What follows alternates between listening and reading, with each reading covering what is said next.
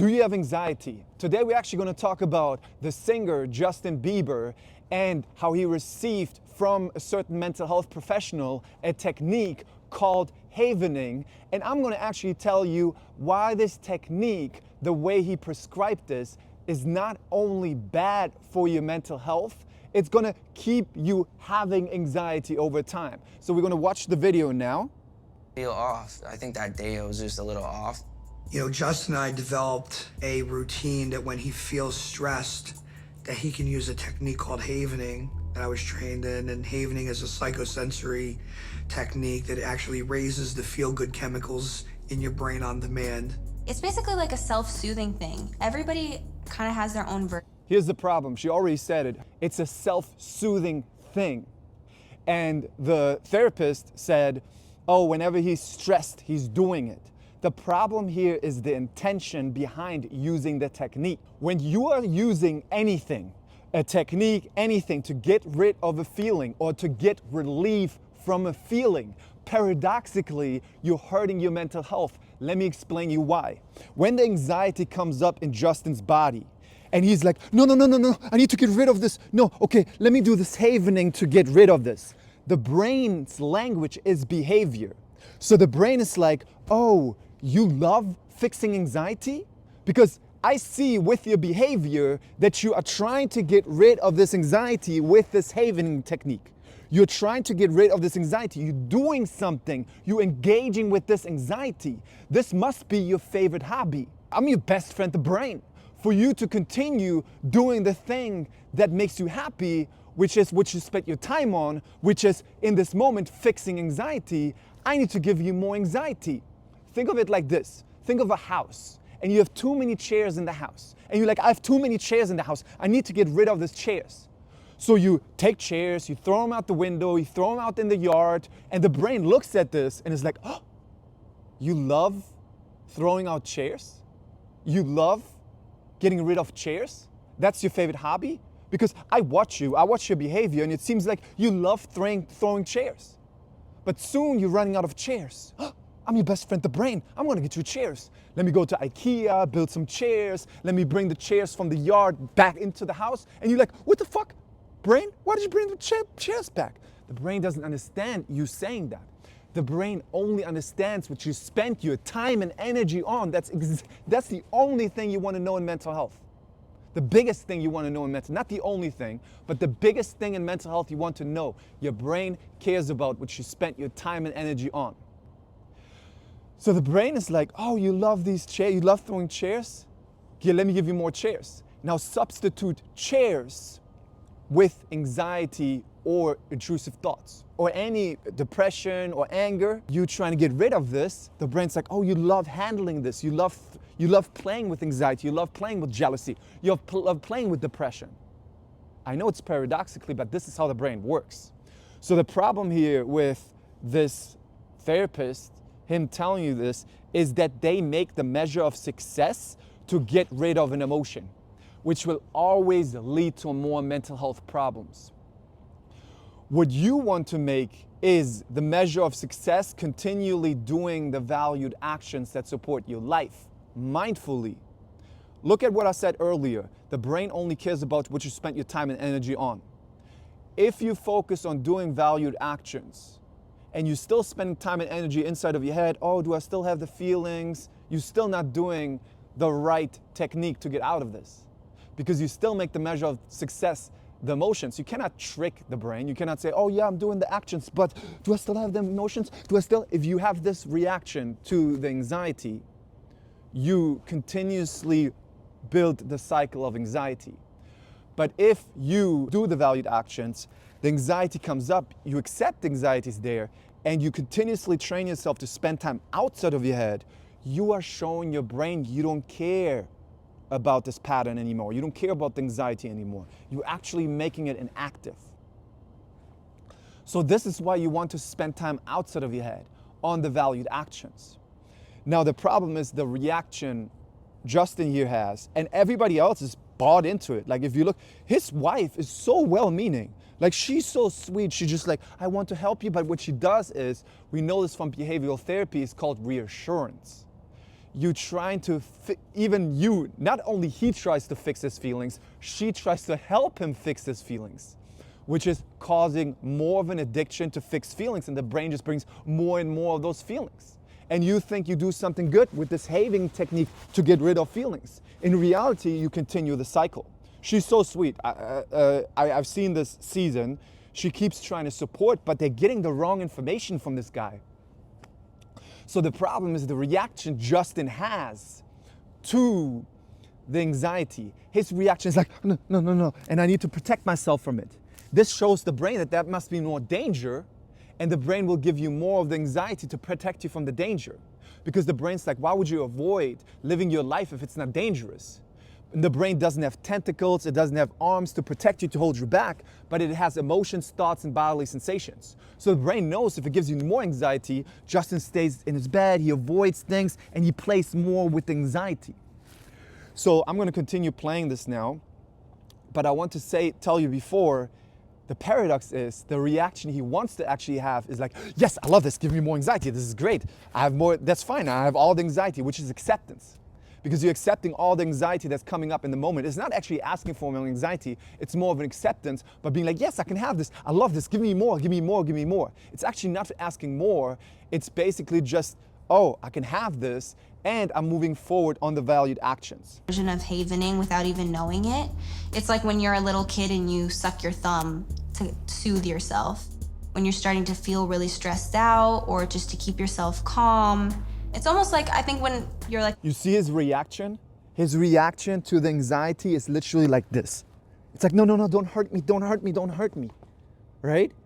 The brain understands, oh, you're engaging with this, you're engaging with this, you're trying to fix this, you're doing something with it, you're putting all your attention on it, you're checking if it's still there. It's so common, checking is a compulsion, judging is a compulsion, analyzing is a compulsion. The more you check on feelings, the more the brain's like, oh, you love checking on feelings, let me give you more feelings to check on. We coordinate, he and I, prompts that allow him to know what it is that he should be doing in the moment that he's feeling stressed. And then he has a coordinated signal back to me that lets me know what's wrong, how he feels, and what he needs.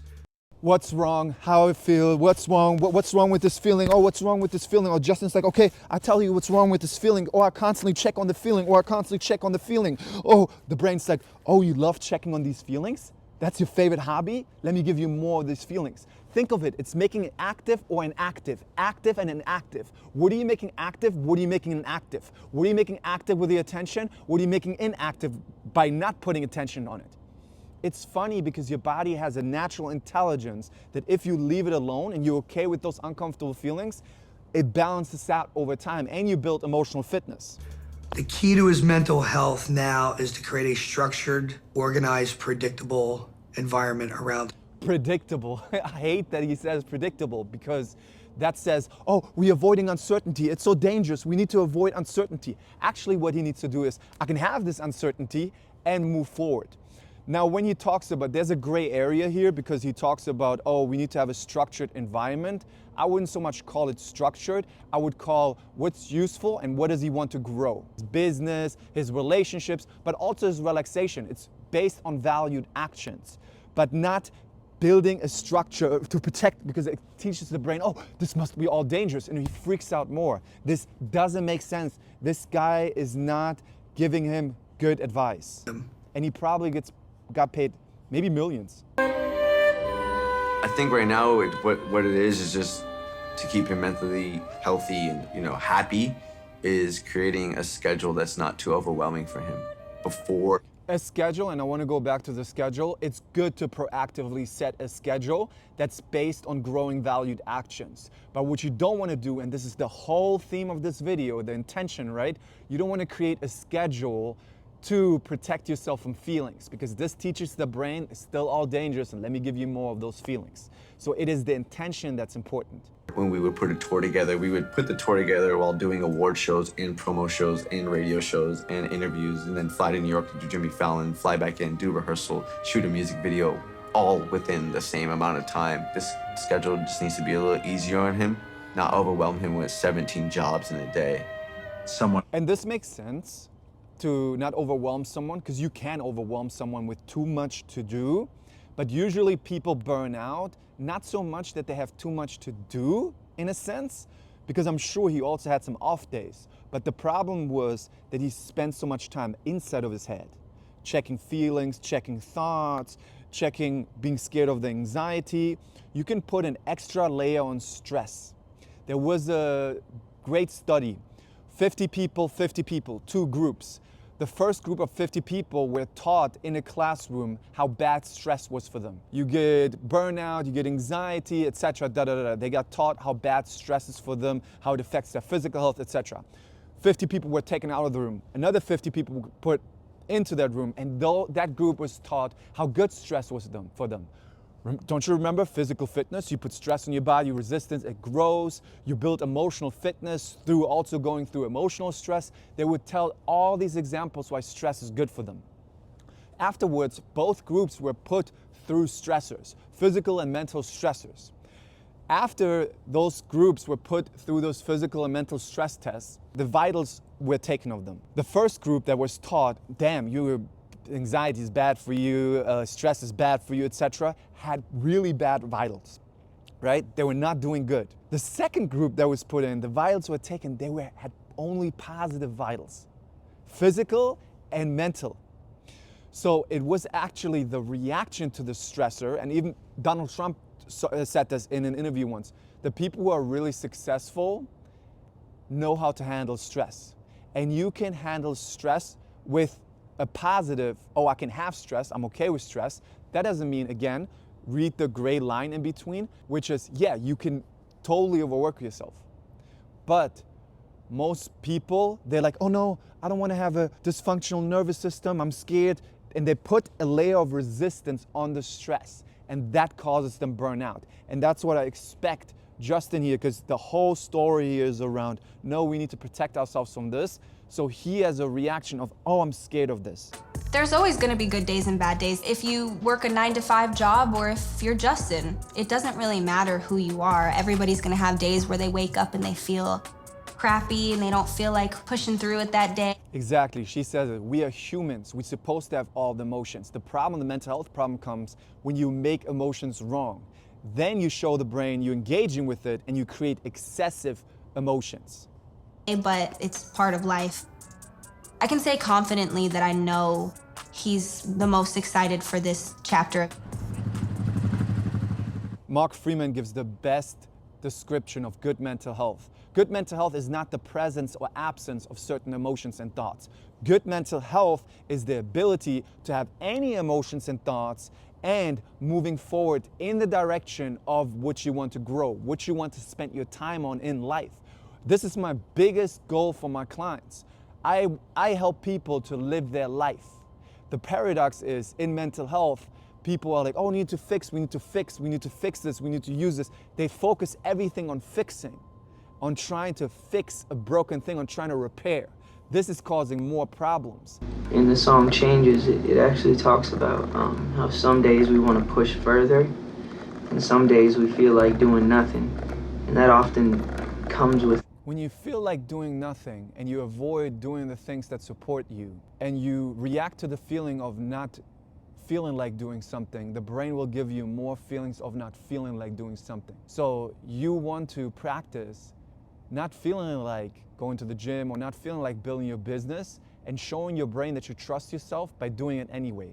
And paradoxically, by doing that, you will feel over time more like doing these things. Our mood and our attitude towards life, you know, and sometimes when life throws you things that you can't control, you know, naturally your attitude is to be upset or to be disappointed or discouraged. But, you know, when you fight through those feelings that are just feelings at the end of the day. I love that he said that they're just feelings at the end of the day. He doesn't have to identify with them. We can have them. The brain says, oh, I have anxiety and I can make a video anyway. And I can go to the gym anyway. Which shows yourself that you trust yourself. And don't, again, check on the feelings. Oh, is they there? Because then you still make the measure of success the feelings and you're still showing the brain that you want to engage with more of those feelings. You choose to put your effort into your work or into your, you know, into your passion. Or I love that he says this. He has a direction. My work, my music, my passion. You know, you find that drive, but just being here and forcing myself. Again, the language of the brain is behavior. If you make that the focus, if you show your brain that you go still doing concerts, that you're still making music, and very important, you spend time outside of your head, because even if you do those actions, if you still spend time inside of your head, you still burn out. To get out of bed. You know, it might not seem that hard to some people to just get out of bed in the morning, but it's been really hard for me to just get out of my bed. The reason why it became hard for him is because he avoided doing things based on his feelings. So then the feelings get bigger and bigger, he gets more emotionally weak, and he's more of a slave to those feelings. The more he practices to do things while not feeling like it, and in the beginning, of course, it's harder because he has to train himself back. He has to train himself from being emotionally weaker to emotionally stronger. So this will also change. And it's very important to start in the beginning of the day, because if you start your day with rumination, if you start your day with being reactive to emotions, the brain's like, oh, we're doing this all day, great. And you build this bigger snowball effect. That's why I train my clients to start the day meditation, thankfulness journaling, going to the gym, but doing it right away with any emotions and thoughts outside of your head. You want to start in the beginning of the day. I'm less mad if at the end of the day you do some compulsions, you be reactive to emotions, but it's like a training. You want to take up more time, and you want to start in the beginning of the day to build a better snowball effect. And I know a lot of people feel that same way, so I just also want to say that you're not alone in that. You know, there's people that are going through it with you. Life is worth living. And if you're not going to give up, then the only thing to do is to push forward. That's it. What he's been doing, and this is a while ago, I'm happy he's doing better, but what he's been doing is he is obsessing about the feeling. He has been obsessing about trying to get them in check, trying to fix them, trying to do a technique like havening, and that just creates the brain's like, oh, you love this? This is your favorite hobby, to fix feelings? Let me give you more. Paradoxically, he creates more of the mental health problems. So that's why we want to move forward and show our brain that we don't care anymore about this. In the beginning, it's going to be harder because the brain's so used to it, and it's like, no, this is dangerous. You're not focusing, you're not trying to control the feelings anymore. The brain just wants control, it wants to help you. It's not against you. It actually wants to support you in what you spent your time and energy on. Because he has spent so much time and energy on trying to fix feelings, the brain's like, no, no, no, no. And he gives them more uncomfortable feelings. He has to know that, oh, okay, the brain just brings up a lot of patterns now because I've been showing the brain that this is important. Okay, I'm going to ignore that. I can have those feelings and move forward. You don't have to be perfect. You just want to take up more territory. All right, so this video is from years ago.